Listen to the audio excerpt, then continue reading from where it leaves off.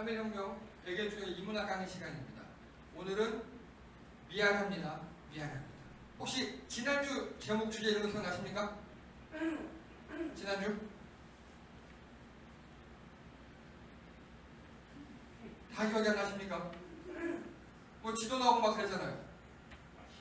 예, 신상 지리 공간. 예, 그래서 동양 서양은 실제 딱 있는 지도의 어떤 구역을 알 수 있는 그런 것이 아니라 우리 머릿속에 있는 감각이고, 그 우리 머릿속에 있는 감각이 충분히 우리가 우리 중심으로 바뀌어도 된다. 우주에서 보면 다 똑같다. 뭐 이런 거 지난주에 말씀드렸습니다.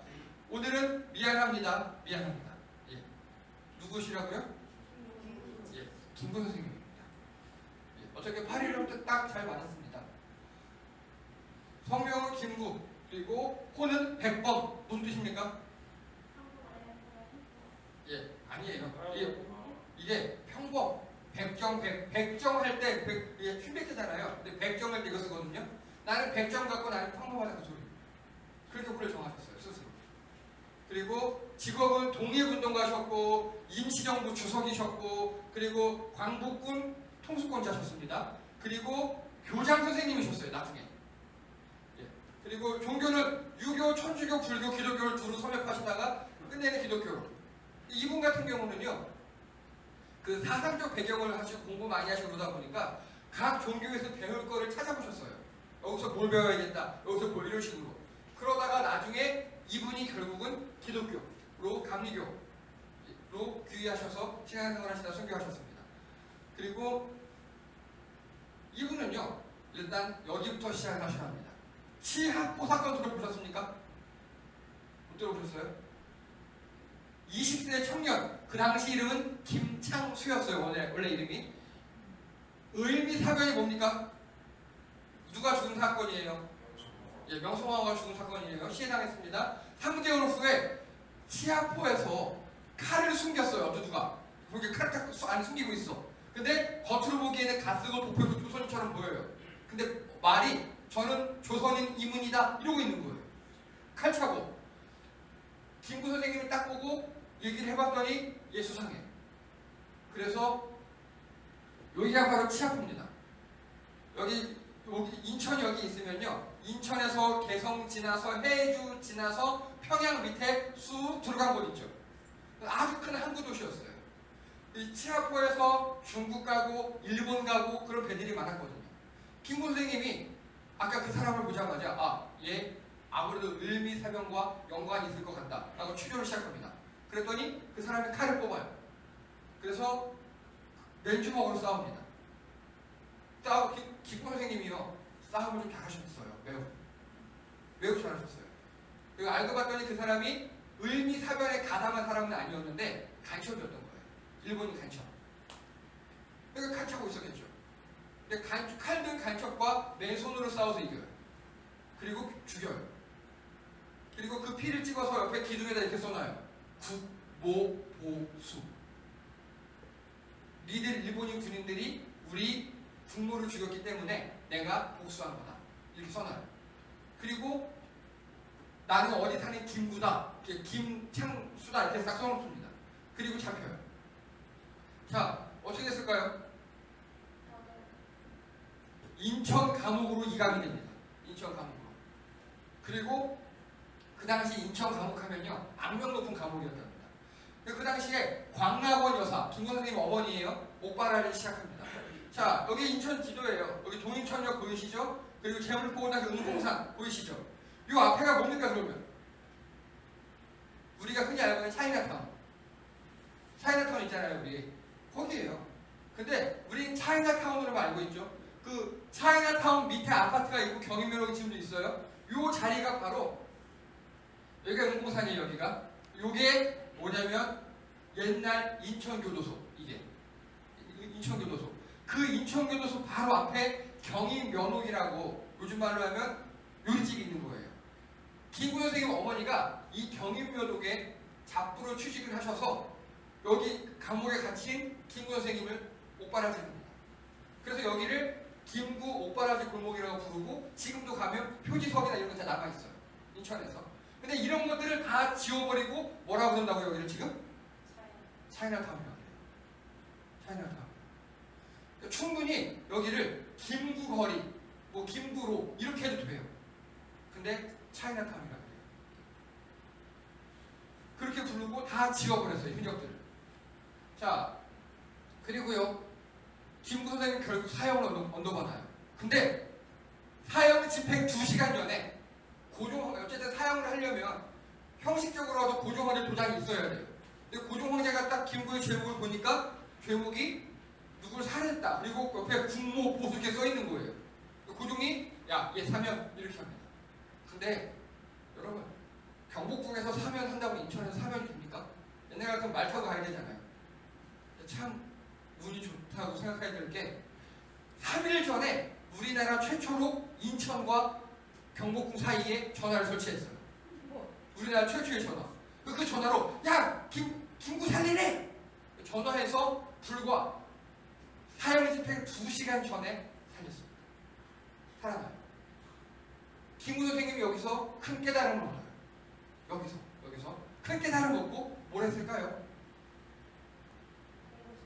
정답이에요. 책을 어마어마하게 읽습니다.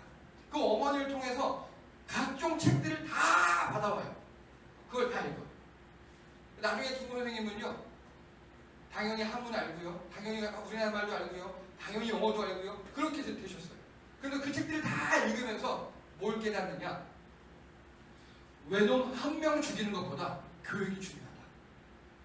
그래서 사람을 바꾸자. 그렇게 합니다. 그래서 김구 선생님은 감옥에서 풀려난 다음에 학교를 차려요. 그래서 교장 선생님이 되십니다. 그래서 다음 세대들을 교육하기 시작하고 내가 힘으로 외놈 한 명 죽이는 것보다 사람들을 교육해가지고 그들이 변화되면 우리가 독립을 이룰 수 있다. 그렇게 생각하신 겁니다. 이게 치아포 사건입니다. 즉 김구 선생님은요, 이 치아포 사건을 통해서 변화됐어요. 젊은 혈기에 내 힘쓰고 싸움 잘하니까 실제로 김구 선생님은 그 당시에 키가 180 넘으셨대요. 그 당시엔 거의 가까워요. 그래서 내가 뭐 죽여야지 막 이러고 으쌰으쌰 하다가 이 치아포 사건을 통해 깨닫는 거예요. 아, 그것보다 내가 후세대를 키우는 게 더 좋은 일이구나. 그때 깨닫습니다. 그러다가 첫 번째 미안합니다가 발생합니다.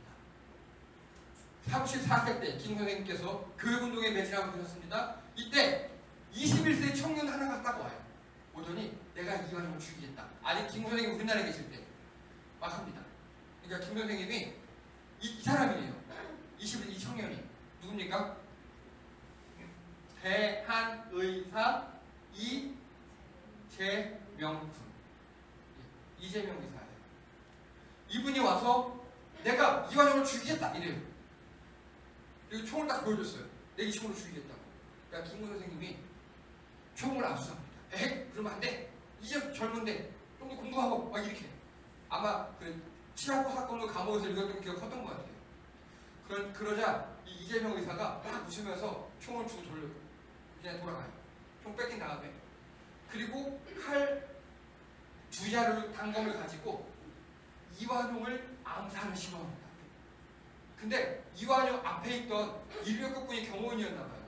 그 사람이 막아서요, 1타를 그 사람이 맞고 그 자리에서 죽어요. 경호원이. 그리고 도망가는 걸 잡아서 칼을 7번을 찔렀어요. 그러면서 주변 사람들 막 나무래요. 내가 이 총구의 옆쪽을 죽인데 왜 니네 구경만 하고 있냐고. 나는 이재명이라고 잡아가라고 막 이러고 하니까 그때서야 순사가 와서 잡아갑니다. 근데 이완용이 살아나요. 왜 어떻게 살아나느냐? 우리나라 최초의 흉부외과 수술을 시작합니다. 가슴을 열고 수술한 걸 최초가 이완용이에요. 서울대 병원에서. 그래서 서울대 병원에서 이런 논문이 나와요. 그 흉부외과 수술의 발전과 역사라는 논문에 있는데 거기 보면요, 의학의 발달이 결코 민족의 정의로운 것과 일치하진 않는다. 이렇게 얘기합니다. 이완용 누가 한 말이에요. 그래서 대수술 끝에 이완용을 살려내요. 서울대 입장에서 어쩔 수가 없죠. 환자님께 살리긴 살려야 되겠고. 근데 이완용이 살아납니다. 그리고 이재명 의사는 23살에 숨금. 이때 김 선생님이 되게 많이 써요. 내가 그 총을 뺏지 말 거야. 내가 그 총을 그냥 놔준 거야. 되게 후회합니다. 그리고 이완용은요, 이 이후로 큰 합병증에 시달려요. 그리고 결국 15년수에 죽긴 해요, 이 병사. 자, 이게 첫 번째 사건이었습니다. 두 번째 사건입니다. 미안합니다. 43세 때 임시정부 경찰총장이 되셨어요. 경북장이 그겁니다. 그래서 현재 우리나라 경찰청 가면 초대 경찰청장으로 김구 선생님 얼굴이 걸려있어요. 50세 때 국무령 취직합니다. 요즘 말로 하면 국무총리. 그리고 그 당시 대통령이 탄핵이 돼요. 여러분, 우리나라 최초의 탄핵 대통령은 박근혜 전 대통령이 아닙니다. 임시정부에서 그 당시 대통령이 탄핵이 돼요. 왜냐면 돈도 많이 세비고 또 해외 나가서 막 여자랑 이사를 좀 하고 막 되게 추문을 많이 했거든요. 피력 부렸거든요. 근데 그 사람이 다시 연락을 합니다. 탄핵 대통령이. 그래서 이 당시 김구 선생님은 국무총리였지만 대통령 대리였어요. 권한대행이었습니다. 전화를 받아요. 그 사람이 내가 비록 탄핵은 당했지만 미국에서 이렇게 해서 외교적으로 우리나라 독립을 위해서 한번 일해볼게. 막 전화를 했습니다. 그래서 그 사람에게 송금을 해줍니다. 해보라고. 네. 이게 그 사람이에요. 김구에게 전화해서 탄핵당한 주제에 다시 해보겠다고 했던 사람. 이 사람 그 돈을 뭐 했을까요? 예, 또 허랑방탕하게 썼습니다. 그래서 이게 임시정부의 재정난의 큰 원인 중에 하나가 됐습니다. 아니, 그 돈으로 정말 외교적으로 노력을 해서 뭐 미국의 도움을 받는다는 다른 나라의 도움을 받아서 우리나라 독립에 기여했으면 잘한 일이잖아요. 아무리 큰 돈을 썼어도. 근데 이게 개인의 욕심을 위한 돈으로 돌아갑니다. 이 사람이 누구냐면 우리나라 최초의 미국 박사였던 그 사람입니다. 그리고 54세 때 이 사람을 복권시켜요. 김구 선생님이. 왜냐하면 외교적 노력도 필요하고 또 군사적 노력도 필요하니까. 근데 그 외교적 노력을 하는 이 사람이 개차반이었죠. 그리고 이거를 평생 후회합니다. 김구 선생님이. 이 사람을 다시 복권시킨 거예요. 자, 이 사람이 누군지 대충 아시겠습니까? 예, 계속 앞으로 나옵니다. 그래서 이게 김구 선생님이 이 당시 그 사람을 두고 한 말이에요. 나에게 한 발의 총알이 있다면 외놈보다 나라와 민주주의를 배신한 매국노 변절자를 100번 처음 먼저 초탄할 것이다. 100번 김구. 이게 김구 선생님 친필입니다. 글자가 어때요 보니까? 악필이죠. 이게 총알차라고 불립니다. 총알차. 김구 선생님이 테러를 많이 당했는데요. 어깨에 한번 총알이 뚫렸어요. 신경이 있어 수렴증이 생겨서 그 후에 글씨가 이렇게 변했답니다. 이렇게. 그래서 이때 김구 선생님이 제일 싫어하는 사람들이 매국노 변절자, 즉 나라와 민주주의를 배신한 사람. 이게 중요합니다. 그 사람을 두고 하신 말씀이에요. 자, 미안합니다. 세 번째입니다. 이게 55세에 임시정부 주석이 됐어요. 공식적으로 대통령이 된 겁니다. 이때 30대 청년이 찾아옵니다. 내가 일왕을 죽이겠다. 너무 좋죠. 이제 김구 선생님이 깨달았어요. 이런 게 필요하다. 깨달았어요. 그래서 온 힘을 다해 준비해 줍니다. 바로 이 사람, 이분입니다. 이분 누구십니까? 혹시 아십니까? 네? 자, 이분이 누구냐면요. 원래 우리나라 사람인데 일본에 가서 오래 살았어요. 구두 수성공도 하고 기계도 만들고 이러면서. 이분이 확 그 의기가 일어서 중국에 있는 김구 선생님 찾아왔어요. 내가 일왕을 죽이겠다고. 그랬는데 돈이 없어요. 임시정부에 돈이 없어. 폭탄을 만들 돈이 없는 거예요. 어떻게 긁어 모아요. 1년 만에 돈 모아서 폭탄 2개를 줍니다. 수류탄 2발을 이분한테 넘겼어요. 자, 가서 해봐라. 그러니까 원래 이분은 좀 내고 마셔. 원래 이분은 일본에서도 오래 살았으니까 지리를 잘 알아요. 일본말도 잘해요. 그래서 폭탄 2개를 가지고 일본 왕이 행차하는 데를 찾아가요. 그리고 거기서 폭탄을 던져요. 실패합니다. 한 발은 정확히 일왕의 가마 밑으로 들어갔어요. 터지면 되는 거예요. 불발탄. 그 다른 한 발은 그걸 던지고 또 던졌는데 이미 다른 사람들이 막아서가지고 다른 사람 맞고 팅팅팅 튕겨서 앞에 그 마차를 끄는 마부들하고 말하고 이렇게 군인들이 죽었어요. 이분은 현장에서 체포됐습니다. 그리고 이봉창 의사예요. 32세에 바로 수국합니다. 이 이봉창 의사 사건이 세계에서 최초로 일왕에 대해서 직접적인 공격을 한 겁니다. 이 사건으로 인해서 전세가 많이 바뀌어요. 첫 번째, 중국인들이 우리나라에 대한 생각이 바뀌어요. 중국은 스스로 대국이라고 생각하잖아요. 그리고 조선은 조그만 나라고, 그리고 중국은 일본하고 싸우고 있지만 조선은 먹힌 나라, 그렇게 생각하고 있어요. 근데 조선의 한 청년이 자기들도 못한 일을 시도했어요. 비록 실패했지만. 또 중국에서 이 일을 딱 겪은 다음에 조선 잘하네? 생각하고 우리나라를 도와주기 시작해요. 그게 바로 임시정부의 군대를 허락한 거예요. 이 사건, 그리고 몇 개 사건 더 있어요. 이게 그런 게.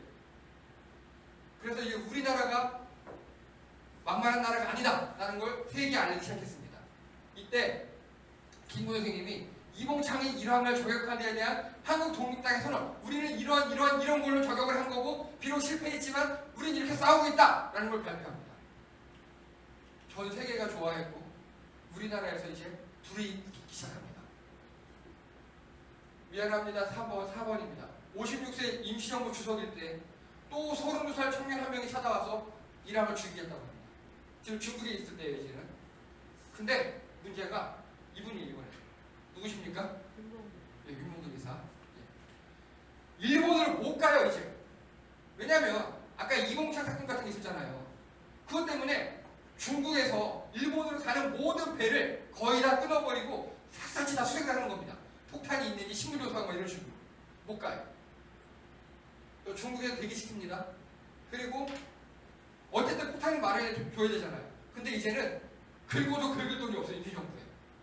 결국은 중국인 갑부한테 돈을 빌려요. 내가 우리나라 독립만 하면 너 갚아줄게 하고 국채를 발행합니다. 그리고 돈을 빌려서 폭탄 2개를 마련합니다. 이제는 중국이 우리나라에게 되게 호의적으로 나와요.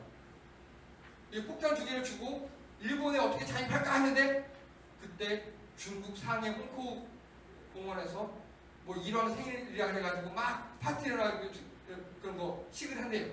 그걸 듣고 폭탄을 들고 가서 상해에서 일제 군인들을 죽이는 데 성공합니다. 그리고 윤봉길 의사는 어떻게 되셨습니까? 우리 흔히 얘기하는 뭐 도시락 폭탄이라고 그러잖아요. 그게 아니고 물통 폭탄을 던졌어요. 그래서 죽이고 그 도시락 폭탄은 자기 자살용을 갖고 있었던 건데 불발랐어요. 또 불발랐어요. 그래서 결국 32세에 순국합니다. 그리고 이때 중국이 완전히 우리나라를 인정해요. 이제 니네 독립국이야. 그리고 여러분 생각해보세요.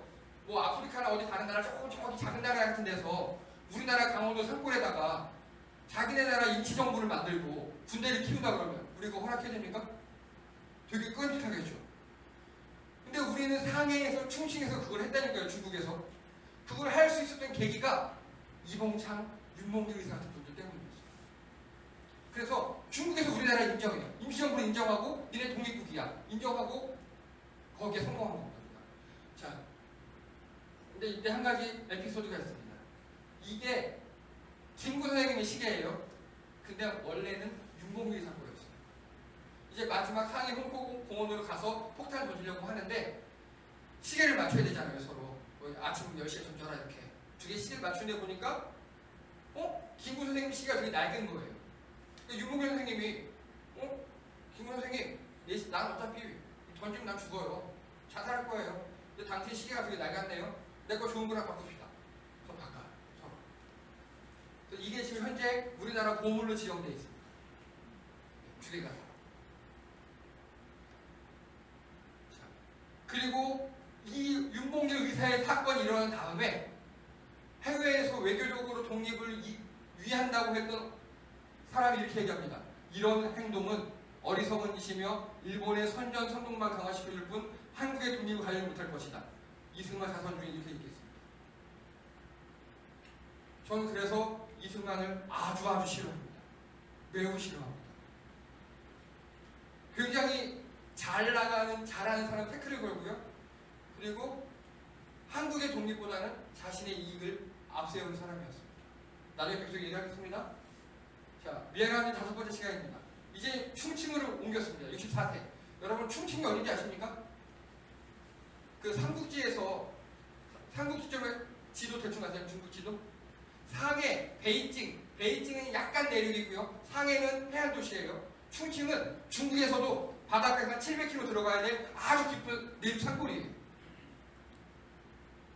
삼국지에 우리 삼국지로 보면은 그 유비의 나라가 있었던 거 아주 산골 글로 옮겼어요. 충칭으로. 근데 이때 통합 광복군을 창설합니다. 우리나라 독립군, 뭐 설어군정서, 북로군정서 다 끌어모아서 광복군을 만들었어요. 김구 선생님이. 그리고 66세 때 인면전구 공작대를 파병합니다. 들어보셨습니까? 인면전구 공작대? 이거 일부러 묻어둔 역사예요. 이게 뭔 소리냐? 우리나라에서 광복군을 만들었잖아요. 근데 그때 연합군 즉 연합국이라고 하면 주로 영국, 미국, 중국이었어요. 그 중에서 영국군이 중국군한테 요청을 한 거예요. 우리 일본군하고 싸우고 있어. 인도하고 뭐 버마 그 지역에서. 근데 이 일본하고 영국하고 워낙 떨어져 있으니까 전략 변수를 전혀 모르겠는 거예요. 또 중국군에게 얘기합니다. 야, 니네 일본 잘하는 애들 몇 명 보내줘. 그러니까 중국군이 야, 우리보다 더 잘하는 애 있어. 저기 한국 광복군 애들인데 걔네들 일본에 되게 잘 알아. 하고 우리나라를 추천해줬어요. 우리나라에서 나중에 총 14명 정도를 영국군에 파병해줍니다. 그들이 바로 인면전구 공작대입니다. 이 인면이라는 소리는 인도, 버마, 인도, 미얀마 그 소리예요. 이 공작대는 특수부대라는 소리고 이분들입니다. 태극기 들고 실제로 가서 이분들의 대장은요, 가운데 있는 이분인데 이 대장은 영국군 대위로 바로 임명받았고요. 나머지는 다 중위. 이 사람은 연락장교 이렇게 돼 있어요. 이들이 가서 무슨 일을 하셨냐? 여러분, 일본군 중에서 일본인도 있지만 우리나라 조선인 그 당시 조선에서 끌려온 사람들 있죠. 이들의 주로 담당이 그런 사람들이었어요. 일본군하고 영국군하고 싸우려고 그래요. 그럼 이들이 나서서 방송을 하는 겁니다. 나는 조선인이다. 우리나라 말로 조선인이다. 이미 우리는 조선인 군대가 이렇게 영국군에 파병이 왔다. 거기 일본군에 속한 조선인들이 있느냐? 넘어와라. 우리처럼 우리 옷을 입고 우리의 원수들을 싸우자. 뭐 이런 식으로 방송을 했습니다. 그랬더니 그 부대에서 한 10분의 1이 빠져서 바꿔온 거예요. 그 다음에 일본어로 방송을 합니다. 이미 일본은 지고 있다. 뭐 이런 식으로. 이분들이 하는 역할이 이런 겁니다. 심리 선전전. 그리고 이분들의 특기가 영어, 일본어, 중국어 등등등등 언어에 대한 유통한 분들이었어요. 그래서 일본군에 속한 각종 나라 말로 다 회유를 하는 거예요. 일본 뿌리를 흔들어 버렸어요. 일본군의 뿌리를. 그리고 여기서 귀순한 사람들이 있을 거 아니에요. 조선인, 일본에 끌려갔던 조선인들. 그들을 다 광복군으로 넘겼어요. 생각해보세요. 일본인 군복 입고 난 조선인인데 왔어. 근데 저기 조선인이 너무 오래. 가야죠. 사람들이 다 들고 온 거예요. 이게 우리나라 광복군에 엄청나게 크게 기여했습니다. 훈련 제대로 받고 제대로 장비 다 입고 싸울 줄 아는 사람들, 또 일본에 대한 적개심을 갖고 있는 사람들을 모으는 계기가 됐어요. 그리고 이들은 일본어도 능통하고 하니까 일본 다 간청하고 또 첩보 이런 걸 해가지고 아주 큰 정과를 이뤘습니다. 처음에는 딱 6명이 갔어요. 근데 나중에는 50여 명까지 확대가 됩니다. 영국군에서 계속 오라는 거예요. 영국군에서 계속 보내달라. 이들이 우리나라 광복군이 해외 파병 가서 일한 최초의 군인들이셨습니다. 아직도 살아계신 분이 계셔요. 근데 여러분 인면전구 공작대 들어보셨습니까? 못 들어봤죠. 우리나라 군인이 해외 파병 나가서 전과를 거둔 아주 큰 전과를 거둔 최초의 군인이에요. 근데 안 가르쳐요. 안 가르쳐. 이거 묻으려고 그러는 거예요. 자, 또 있습니다. 68세 때는 독수리 작전에 파병을 합니다. 이거 많이 이제 아시죠? 독수리 작전 이제? 예. 이런 분들이에요. 근데 딱 세 분만 있던 게 아니라 독수리 작전에 파병된 분들이 이분들입니다. 전체로. 이분들이에요. 한 300여 명 됐고요. 이분들은 잠수함 타고 비행기 타고 우리나라에 침투할 특수부대원들. 근데 참 아쉬운 게요. 이 300여 명 이분들이 여기 보셔요. D-Day를 8월 20일로 잡았어요. 1945년 8월 20일. D-Day로 잡고 훈련한 거예요. 너무 아깝죠. 너무 아깝죠. 이분들이 작전을 8월 14일만 했어도, 그래서 일주일만 땡겼어도 이분들이 들어가서 전쟁하는 와중에 독립이 됐으면 그래도 우리나라는 이렇게 분할이 안 됐을 수도 있습니다. 물론 가정입니다만. 그래서 이 인면전구 공작대와 독수리 작전은 우리가 꼭 기억해야 합니다. 이 모든 걸 파병을 결정하고 협상하고 진행했던 분이 바로 김구 선생님입니다. 근데 이분을 보내면서 늘 했던 말이 미안합니다. 왜 미안합니다일까요? 왜? 청년들을 죽을 자리로 보내야 돼서요. 그래서 제목이 미안합니다. 그래서 김구 선생님은 8월 15일에 일본이 항복했다는 소리 듣고 오열하셨습니다. 자, 미안합니다. 여섯 번째입니다. 69세 때 해방대장과장 귀국을 합니다. 그런데 개인 자격으로 귀국을 하셨어요. 임시정부 총수 주석이 아니라. 미국이 그렇게 만들었어요. 미국이. 이승만을 대표로 임명했던 미국. 그리고 오자마자 정치활동을 하지 않으셨어요. 뭘 하셨냐? 내가 내 손으로 보냈던 젊은이들 있잖아요. 그들에 대한 묘역을 조성합니다. 그 중에 3의사가 있습니다. 이게 지금 현재 효창공원에 있는 3의사 묘역입니다. 백정기, 이봉창, 윤봉길. 내가 보낸 사람들. 내가 보낸 청년들. 근데 하나, 둘, 셋, 네 개죠. 이건 누굽니까? 혹시 아십니까? 누가 씁니까? 안중근 의사. 맞아요. 안중근 의사 유해 발굴에 실패해서 이렇게 다르죠. 지금 여기 없죠. 비석 같은 게. 가묘를 써놨어요. 가묘. 그런데 해방되고 나서 6.25 끝나고 나서 여러분 3의사 묘역이면 우리나라 최고의 국민묘지가 돼야겠죠. 현충원이 되어야겠잖아요. 근데 해방되자마자 제가 싫어하는 그 사람이 여기를 체육공원을 만들어버립니다. 효창 체육공원. 사람들 와서 뛰고 운동하게. 현저하게 독립군의 역사를 지우려고 그래요. 그래서 이걸 보고 김구 선생님은 한탄하고 굉장히 미안했습니다. 죽어서까지 제대로 대접하지 못했다고. 자, 7번째입니다. 개인 자격에 귀국을 했고 이제 나만 혼자 정부를 해서는 안 된다고 계속 주장하셨습니다. 그랬다가 분단이 뻔하고 그랬다가 전쟁이 뻔하니까. 그래서 김일성과談판을 하려고 하는데 김일성도 이미 민족의 통일, 독립 그것보다는 자기 욕심에 도취되어 있는 젊은이였어요. 그 당시 40대 정도 됐었는데 내가 정권을 잡으려면 북한만이라도 먹어야 된다. 그런 사상이 있었고요. 남한에 똑같이 그런 놈이 하나 더 있었고요. 그리고 이승만 대통령이 당선된 걸 보고 김구 선생님이 안 되겠다. 나도 본격적으로 정치를 해야겠다. 라고 했는데 안두희에 의해서 암살당하셨습니다. 경교장에서 총알 맞고 즉사하셨어요. 자, 이게 이승만 전 대통령, 김구 선생님, 하지 중장이라고 쓰레기 같은 놈입니다. 왜냐? 우리나라의 미 군정 총사령관이었어요. 즉, 미군 사령관이면서도 그 당시에 우리나라를 다스렸던 그런 사람인데 이 인간이 이승만에게 딱 넘어갔어요. 이승만은 이 사람 하지를 포섭하기 위해서 별의별 수단을 다 썼습니다. 하다 안 되니까 미개까지 써서 하지를 계속 유혹을 했고요. 하지가 나중에 뭐라 그랬냐면 이성적으로는 김구 혹은 여운형 선생님 같은 분을 세워야 하는데 내 감성 이승만을 택했다라고 하지가 얘기해요. 남의 나라 일을 자기 나라 일이 아니라고 이승만이 사사사사 거리고 막 미인기 쓰고 이러니 홀랑 넘어가 버립니다. 그리고 김구 선생님은 암살당하셨습니다. 이에 대해서 두 가지 보고서가 올라갑니다. 존 무초 미국 대사는 김구는 명성에도 불구하고 죽을 만하고 안소위, 이 안두희 얘기예요. 결과 영으로 석방되어야 한다. 칼로 흥하자 칼로 망한다. 김구는 보수 민족주의자다. 이렇게 어마어마한 비판을 합니다. 왜 그럴까요? 혹시 아십니까? 무초가요. 존 무초가 그 다리가 장애가 있어요.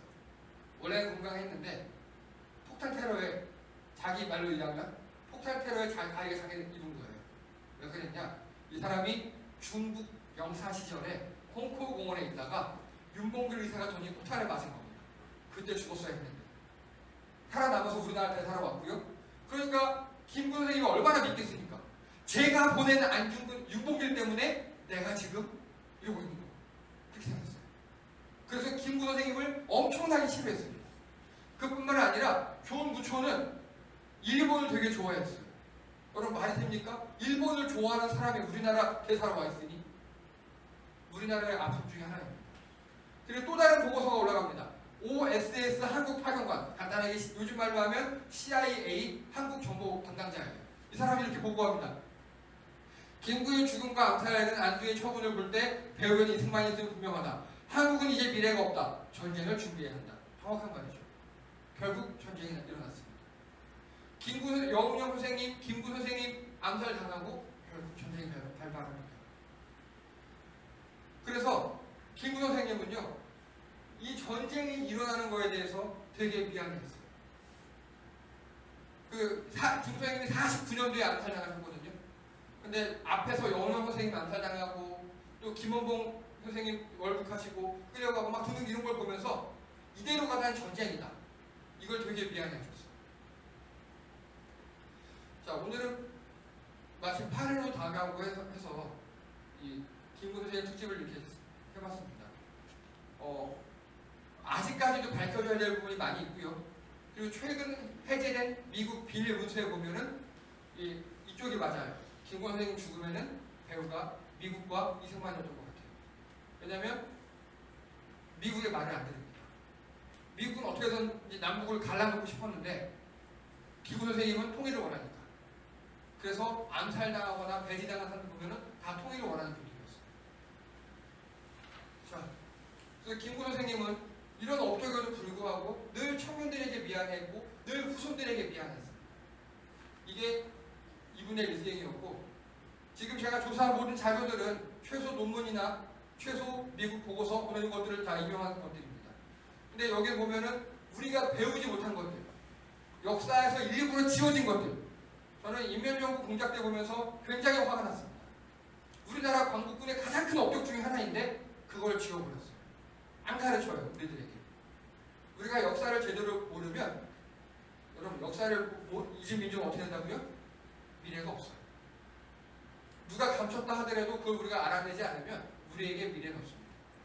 예, 오늘 긴 시간 수고 많으셨습니다. 이상 마치겠습니다. 수고하셨습니다.